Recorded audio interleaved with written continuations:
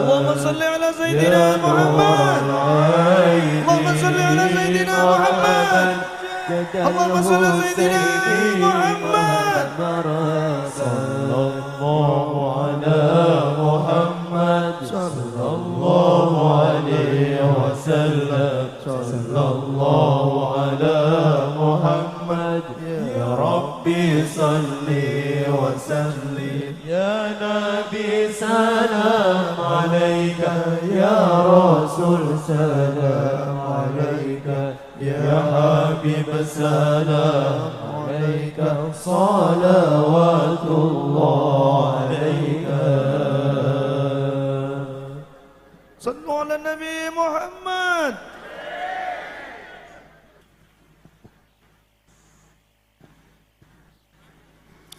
Assalamualaikum warahmatullahi wabarakatuh. Alhamdulillahi wahdah mausufun bikulli kamalin munazzahun an kulli naqsin wa huwa jami'ul kamal ghaniyun amman siwah. Wassalatu wassalamu ala asayyid al-kamil bil fadail alladhi khasastahu fil azali bisahibi jami'i sifatil kamaliyah munfaridi fi khalqihi wa khuluqihi bi ashrafil khususiyah an-nabiyil ummi al-maktubi baina katifaihi khatamin nubuwah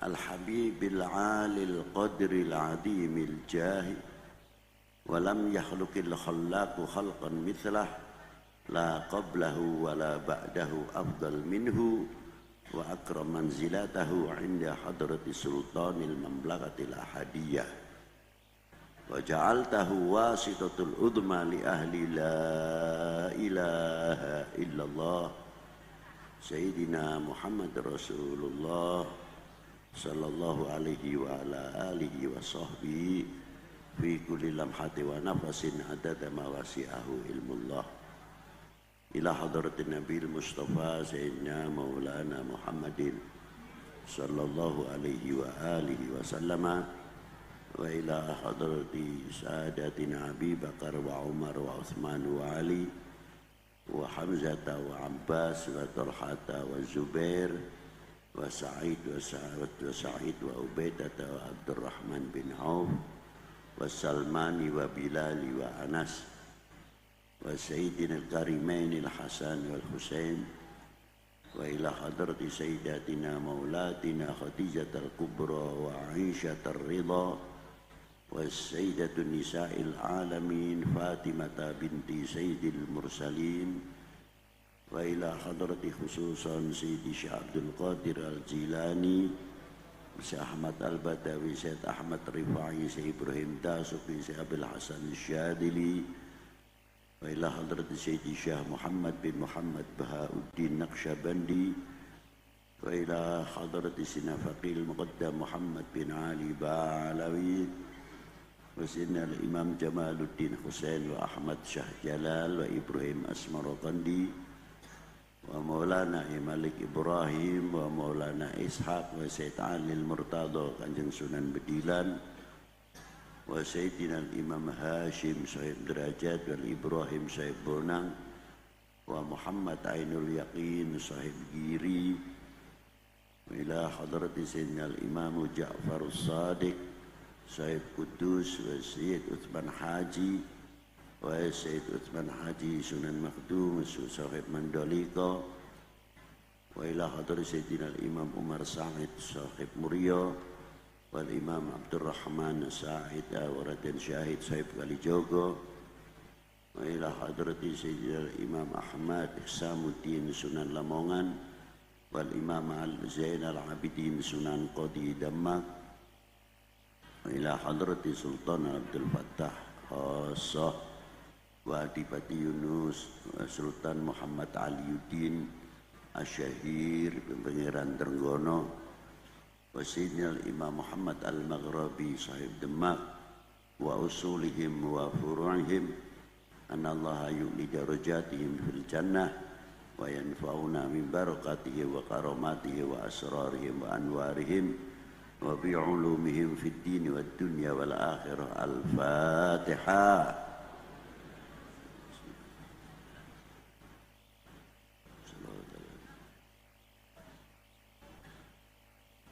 Amma ba'du, yang saya hormati para sesepuh, bini sepuh, para alim ulama, para habaib, khususnya akhina fillah Kiai Haji Gus Muwafiq, dan para sesepuh yang lain. Maklum apabila saya minta maaf sebesar-besarnya apabila tidak bisa menyebutkan satu persatu dari para ulama maupun para habaib. Tidak berarti mengurangi takdim, hormat, ihtiram kami kepada para beliau. Dan yang sangat saya hormati Bapak Bupati Demak, Bapak-bapak dari Forkominda, Bapak Dandim, Bapak Kapolres, serta jajaran-jajar staf-stafnya. Dilihat sebagian melenturnya kecintaan kepada para ulama, para aulia, para habaib, sampai kecintaannya kepada tanah airnya. Cinta bangsa kita mulai melentur, sedikit demi sedikit mulai terkikis. Apabila bangsa ini, apabila umat ini, kita ini tidak mau berpikir jauh karena melenturnya kecintaan kepada sesepuhnya, cintanya kepada bangsa dan tanah airnya, sulit untuk bisa mempertahankan lebih lanjut dengan yang selalu kita gembar-gemborkan, cinta tanah air, NKRI harga.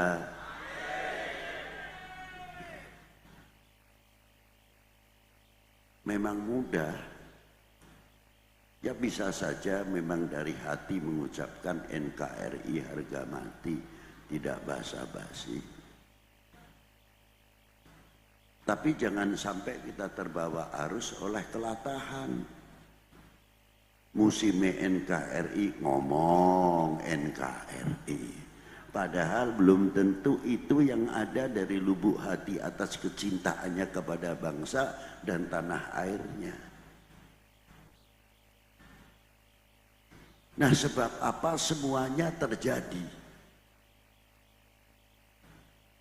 Mestinya kita ini, khususnya dari para sesepuh, bini sepuh, yang banyaknya atau sedikitnya mengetahui manaqibul ulama, manaqibul aulia, manaqib atau sejarahnya para pejuang agama dan pejuang bangsa ini, sudah jarang kita cerita-ceritakan. Bahkan sejarah Diponegoro saja sudah lahir di Jogja umpamanya, mulai melawan Belanda 1825 sampai 30, selesai meninggal di Ambon. Lainnya lagi Sentot Prawiro Dirjo, Kiai Mojo, Kiai Rifai, Kiai Hasan Maulani, dan banyak lagi. Sejarahnya ini hampir kemana saya tanya? Belum sejarah kiai-kiai. Jangan dianggap enteng sejarah kiai-kiai itu. Kita belum bisa mengucapkan terima kasih hanya ucapan belaka. Alhamdulillah kita masih mengucapkan matur nuwun atau terima kasih. Tapi bagaimana cara kita mengucapkan terima kasih dan tandanya apa sebagai orang yang mengerti terima kasih? atau matur nuwun. Kalau di kota saya tidak kaget. Tapi yang di desa-desa, di pegunungan-pegunungan sebelum 1945 dan sesudahnya para beliau, bagaimana para beliau membangun padepokan-padepokan pesantren yang kecil-kecilan sampai yang luar biasa. Kekayaannya tidak dimakan sendiri, justru santri-santri yang jauh-jauh atau lingkungannya yang tidak mampu ditanggung oleh ulama-ulama tersebut. Dan mengajarkan dari awam, mulai alif lamati jabar, al-ha mimati jabal ham dal apestu alhamdu, dengan telatennya, semangatnya. Tidak cukup dari itu saja, diajarkanlah bagaimana mengetahui arkanul wudu, mubtilatul wudu, arkanus shalah, mubtilatus shalah, sampai babul haid, sampai bab yang lain-lain kita bisa mengerti, bisa memisahkan, bisa membedakan mana yang hak dan mana yang batil, mana yang halal, mana yang haram. Walaupun beliau-beliau mengajar dengan bahasa Jawa, dengan syairan-syairan, yang penting bisa memahamkan kepada publik dan masyarakat. Itu perjuangan para beliau. Tapi di tengah-tengah itu disisipkan hadis-hadis yang membangkitkan bagaimana cara kita berjuang. Di antaranya disisipkan man tasyabaha biqaumin fahuwa minhum. Kowe aja tiru-tiru nganggo celana, nganggo desi. Kowe pakane londo, pakane penjajah. Tidak langsung. Dari sini dulu dia tekankan. Mulai bangkit. Dan diambil lagi beberapa hadis lagi. Kecintaannya kepada tanah airnya. Itulah perjuangan-perjuangan sesepuh-sesepuh kita terdahulu. Sehingga ada yang membuat kelompok seperti di Pekalongan, Kiai Gede Penatas Angin. Ada lagi kelompok Gareng.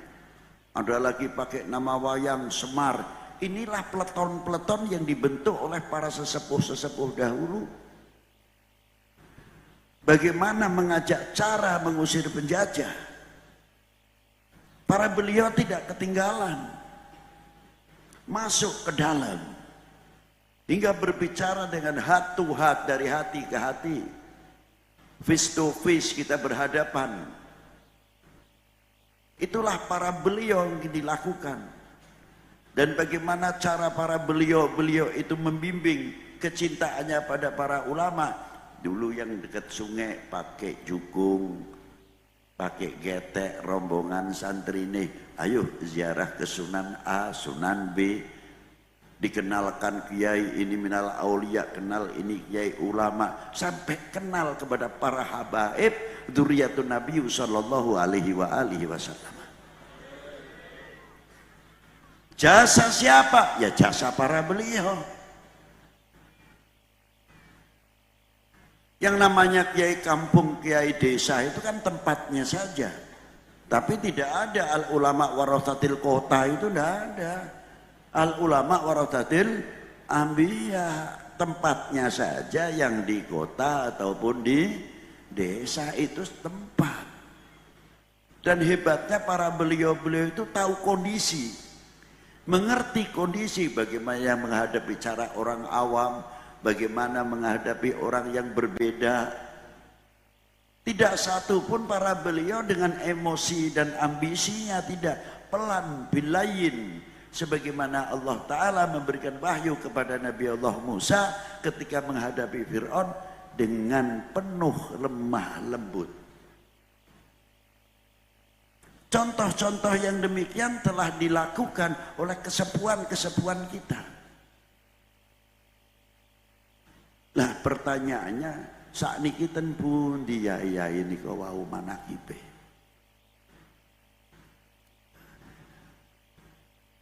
Coba kalau diadakan hall kecil-kecilan wonten desane Kyai Sepuh biyen nek kono ku sapa? Di tempat lain dirikan itu, insya Allah menjadi umat dan bangsa ini tidak kepaten obor. Ditarik nih si gede mana sithik. Ya maaf saja, bukan saya mengiklankan, karena kita mengingatkan apa salahnya. Bapak Jenderal Sudirman secara kemiliteran adalah milik kita semuanya, bukan milik keluarganya. Adapun pribadinya boleh milik keluarga. Beliau selaku Panglima Besar di Indonesia ini, apa salahnya kalau kota per kota mengadakan banyak hallnya Jenderal Besar Bapak Ahmad Sudirman? Apa salahnya? Supaya anak-anak kita mengetahui, lain di kota mengholi hallnya Kanjeng Pangeran Diponegoro, yang satu mengholi Sendot Prawiro Dirjo, yang satu mengholi Kyai Mojo, yang satu hidupnya mahabbatil ulama, mahabbatil aulia. Inilah yang kita tunggu. Apa sebabnya? Menjadi kekuatan setiap umat karena cinta kepada ulama dan aulianya. Loh, stop aja keplok engko nek aku main bal kowe nontono keplok kowe. Loh itu satu contoh. Dengan itu semuanya akhirnya menumbuhkan rasa fanatisme, kecintaan kepada agamanya, kecintaan kepada akidatus salafnya, kecintaan kepada bangsa dan tanah airnya. Pemupukan dari sini karena tidak kepaten obor. Disitulah cikal bakal munculnya nasionalisme. Ngerti nasionalisme ora urus sejarah yang ngeluh niku. Lah nikilah temriki pentingipun hall untuk menghidupkan kembali. Wes ora usah ngurusi sing ora seneng hall. Ndak perlu dibesar-besarkan. Kalau kita ngurusi itu ono sing luwih penting, luwih wajib, terkadang kelalen.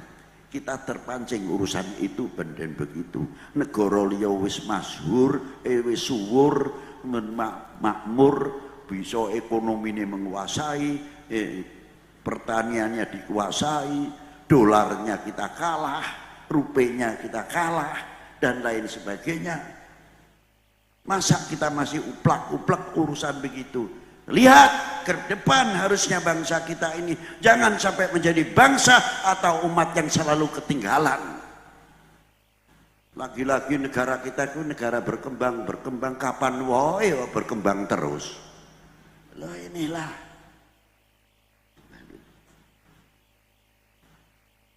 Ma'asyiral muslimin rahimakumullah. Makanya saya kagum kepada para ulama, kepada para yai-yai dan sebagainya. Kita singgung sedikit bagaimana sih Mbah Hasyim bisa mendirikan Nahdlatul Ulama. Terkadang anak-anaknya orang NU tidak mengetahui bagaimana perjuangannya Mbah Hasyim.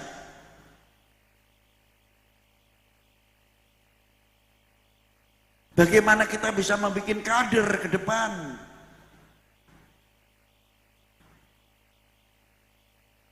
Bagaimana asal-usulnya Mbah Hasyim mendirikan NU? Ketika Mbah Hasyim di Makkahul Mukarramah berhadapan dengan peristiwa per peristiwa sampai jatuhnya Syarif Husain sebab apa?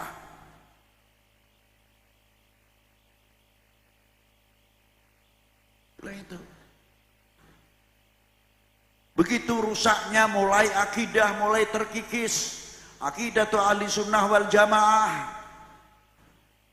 Mbah Hasyim pulang dari Mekah ke Indonesia, satu sisi bagaimana harus menyelamatkan akidah, tapi satu sisi harus memerdekakan bangsa ini dari belenggu penjajah dan kebodohan. Itulah pemikiran-pemikiran ulama-ulama kita. Sekarang kemana?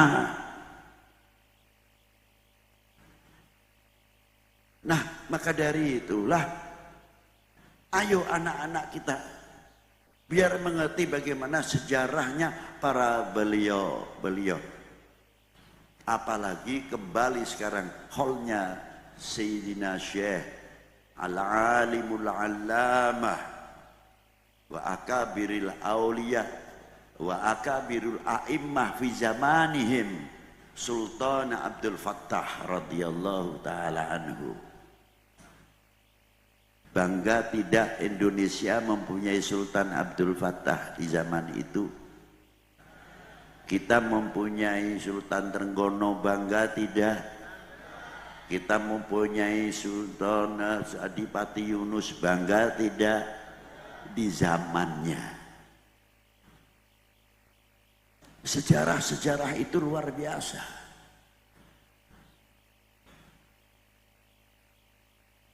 Bagaimana berdirinya keserajaan atau kesultanan Demak pada waktu itu. Hebatnya Sultan Abdul Fattah bisa mengambil kebijakan-kebijakan yang luar biasa. Walau di sebagian tarikh tidak tertulis. Kepedulian beliau terhadap tanah airnya, walaupun pada waktu itu belum merupakan Indonesia. Masih berbentuk Jawa dan di bawah Majapahit. Bawah Majapahit itu dulu sampai Malaka. Bahkan di zaman Gajah Mada sampai Sri Lanka, sampai Indochina.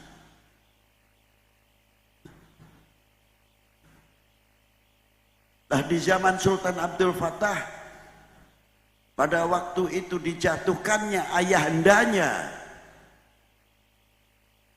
oleh patihnya sendiri, Lindrawardana, sehingga beliau sampai ngungsi di Gunung Lawu.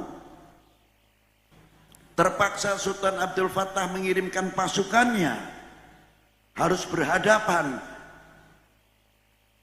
dengan orang yang menentang kepada negaranya, ialah Majapahit pada waktu itu. Tapi karena perselengkapan belum sempurna, terpaksa tertunda. Plus juga waktu ketika membangun Masjid Demak pada waktu itu juga berhenti karena masalah itu. Itu asal-usulnya.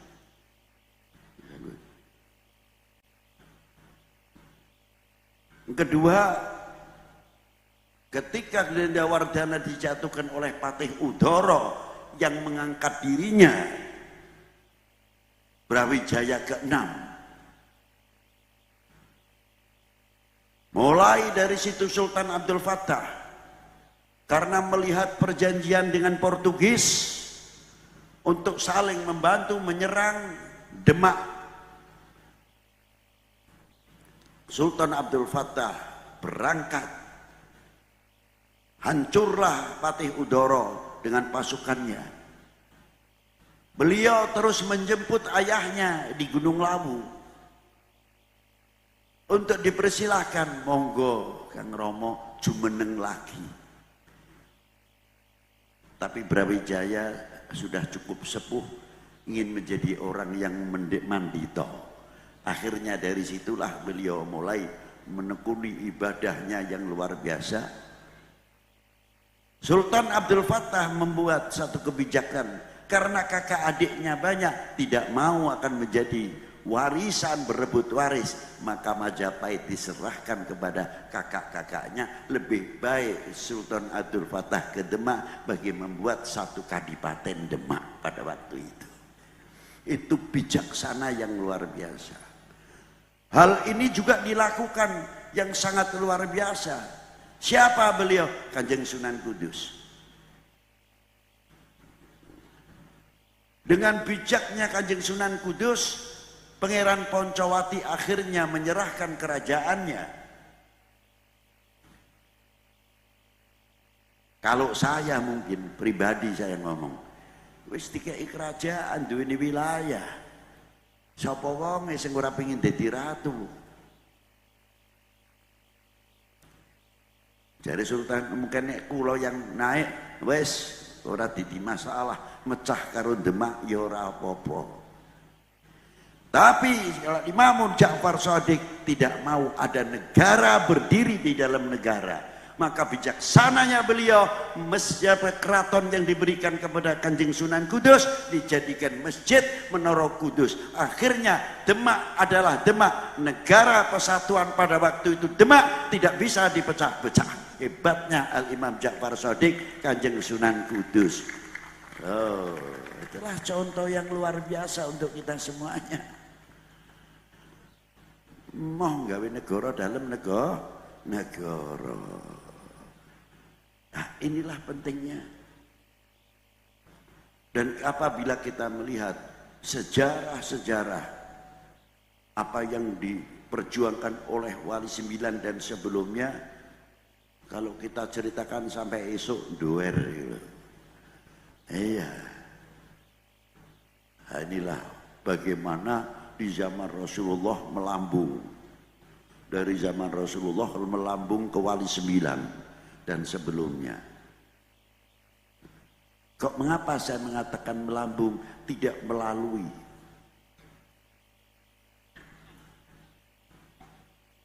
Kalau kita melalui, repot nantinya.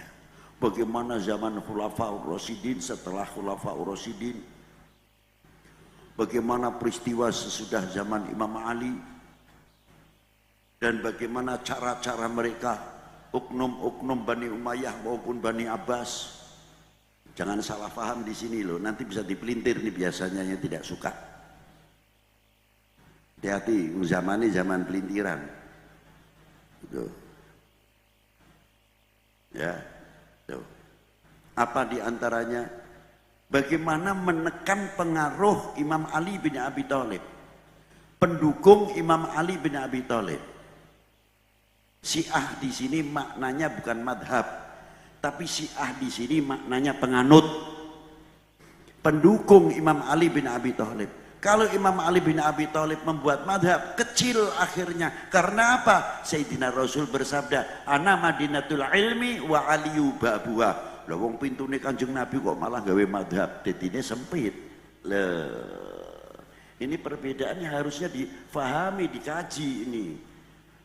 Iya. Wong ana Madinatul Ilmi wa aliyu babuha kok malah dipersempit. Sekali lagi mustahil yang demikian.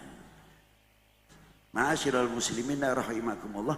Jadi pada waktu itu makna pendukung Imam Ali bin Abi Thalib disebut Syiah. Inilah pada waktu itu dijadikan alat politik.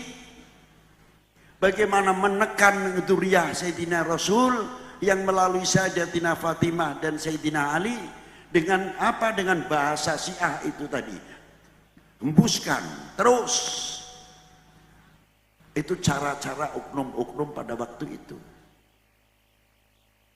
Setelah Bani Umayyah tumbang, padahal kekuasaannya sampai ke Spanyol 350 tahun, padahal ulama isi pepek, sing muhadithin, sing mufasirin dan sebagainya, tapi ulama-ulama yang besar tidak terpakai. Bahkan sampai Imam Bukhari sendiri itu mengungsi ke Mesir.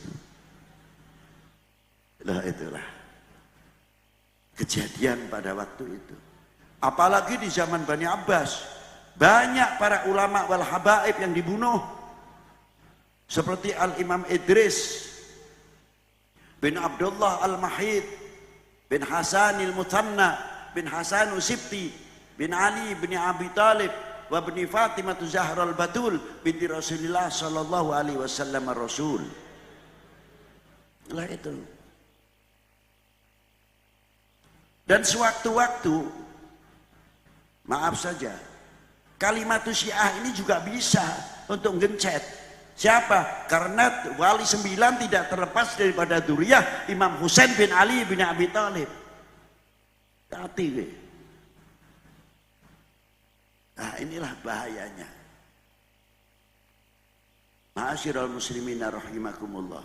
Bagaimana kekuatan Bani Abbas yang terkenal dengan 1001 malamnya di Baghdad, tumbang, semuanya tumbang. Cukup pengalaman disinilah Wali Sembilan ahli bait Nabi sallallahu alaihi wasallam. Bagaimana Rasulullah pada waktu itu ketika dilahirkan, sampai bi'tsah ba'dal bi'tsah, menghadapi macam-macam budaya yang macam-macam. 1%-nya dari Rasulullah dibagi sekian juta persen dari 1%-nya Rasulullah. Itulah yang dibawa oleh ulama-ulama Wali Sembilan khususnya yang ke Indonesia. Bagaimana menghadapi di Majapahit, bagaimana cara menghadapi di Pejajaran, bagaimana cara menghadapi di Mataram kuno, bagaimana menghadapi dan sebagainya kerajaan-kerajaan yang mempunyai budaya yang beda-beda. Tapi mengapa beliau bisa hidup dan luar biasa pada waktu itu dan berhasil sampai sekarang dicontohkan. Maaf saja saya agak nyindir sedikit. Iki nek ning Demak iki ning kene longko Masjid Demak sebabe karo Kanjeng Sultan Abdul Fattah sak piturute rame apa ora. Bis-bisan do teko ziarah. Wong dagangan cilik-cilik urip. Sebab apa? Sebab ada orang yang sami tidak melupakan sejarah ziarah ke Kanjeng Sultan Abdul Fattah. Dari sini ke Kadilangu, Sunan Kalijogo, nanti ke Kudus Kumuryo, sampai dan sebagainya. Apa yang kita ambil adalah yang kita ambil. Wong mati seiso makani wong urip. Wong mati seiso sebab gawe ekonomi kerakyatan. Lah kita iki isone apa? Ya, kembali coba pada kita. Contoh yang sangat menyolok sekali yang dilakukan, diberikan contoh untuk kita semuanya oleh para beliau-beliau. Mestinya kita malu. Izin dengan para beliau-beliau. Sampai pada waktu zaman penjajahan. Dulu sebelumnya menghadapi Portugis, sekarang setelah itu menghadapi VOC. Terus berkembang luar biasa. Para beliau-beliau tidak pernah putus asa, tidak pernah menyerah, sehingga berkibarnya kembali sang saka merah putih. Jasane sopo aku tak takon.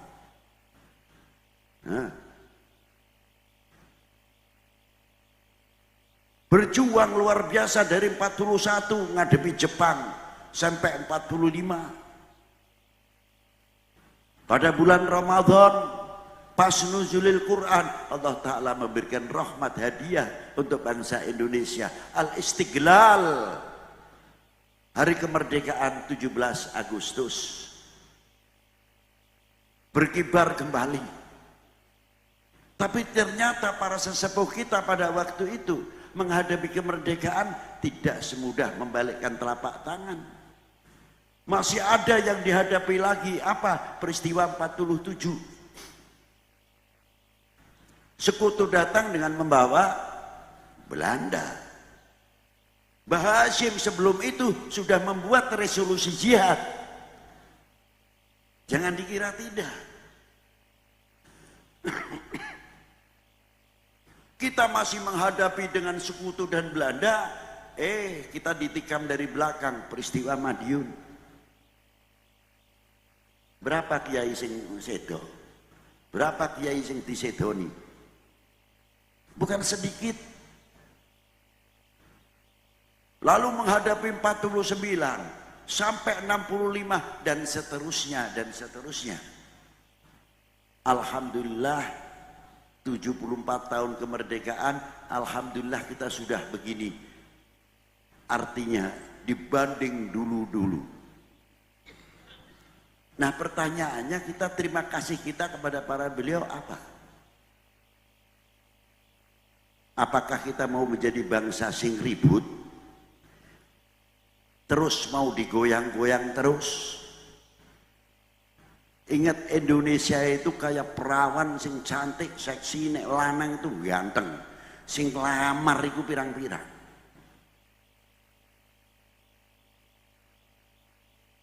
Piye caranya bisa menguasai Indonesia? Dengan segala cara. Satu sisi oknum mengobok-ngobok umat ini supaya ora percaya karo kiai ini. Ora percaya karo ulamae. dan lain sebagainya. Satu sisi muncul lagi bagaimana cara menghancurkan umat beragama. Indonesia iki wis antarane umpamane diobok-obok liyane ora mempan, benturkan antar umat beragama. Inilah yang paling berbahaya cara menghancurkan Indonesia. Wahai bangsaku yang ku banggakan, apakah kalian rela kalau Indonesia ini pecah belah? Jawab yang keras. Buktikan kalau tidak. Loh, cukup keplok ae.